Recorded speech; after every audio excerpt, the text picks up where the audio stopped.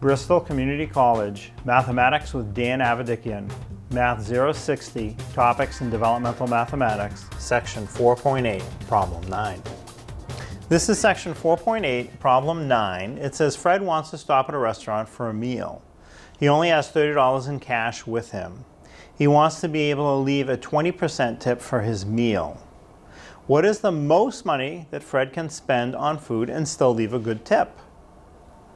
So, like if he spends $28 on his food, does he still have enough for a 20% tip? Maybe not. So he'd like to know this before he picks his dinner. So what we have to do is somehow read this and take the important parts of it and turn it into the sentence, A is P% of B. And then if I can do that, I'm going to use the formula, A over B equals P over 100. Now, how do I make A is P% of B? So that $30 has to include the price of the meal plus the tip. So what it amounts to is that $30 that Fred has is 120% of B. This one's a little bit tricky. You have to realize, figuring that the meal is 100% of the cost and then another 20% for the tip, and then you can figure it out. So the 30 that he has is 120% of what the meal will cost. Now, once you get to that point, plug it into the formula. A is 30. The is becomes equals. P is 120. The percent is where the 100 comes from. And then B is the unknown. So we can just leave it as a variable as B. So now we can cross multiply and then solve for the answer. So we have 30 times 100 on one side. And that will be equal to 120 times B is 120B. So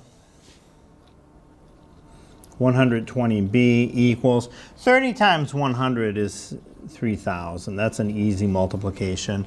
Again, those are really big numbers, but they're mostly zeros. So just focus on the non-zero parts. Just ignore the zeros, and it comes down to 3 times 1, which is really easy. 3 times 1 is 3.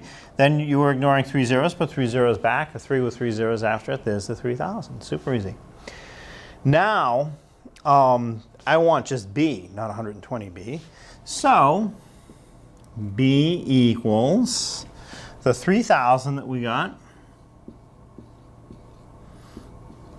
over the 120. Now, if your teacher allows you to use a calculator for your math class, you can just simply divide the numerator divided by the denominator equals, and wham, you're done. Now, if your teacher doesn't, you're going to have to divide it. So if I have to divide it out the long way, I will at least reduce enough to slice off a 0. Instead of 3,000 over 120, I can make it 300 over 12. That'll have the same answer. I'll have smaller numbers to deal with. It'll be a little bit easier. You can even reduce it a little bit more. They're both even, so you can cut them both in half. That would give you 150 over 6. They're still both even. You can cut them in half again. So half of 150 is 75. Half of 6 is 3. And actually, that divides pretty nice, too. 3 goes into 75 25 times. And 3 goes into 3 once. So without even doing the division out, you get 25. So what is 25? What does that mean? Well, that's the most Fred can spend on his food and still leave a reasonable tip. So we can go up to $25 on the food and still leave a 20% tip. Now, if you want to make this a realistic problem, you have to factor in a meals tax also. So you'd even want to peel that 25 back a little bit from there. So that way you can pay for your food, pay for your tax, and then leave a good tip.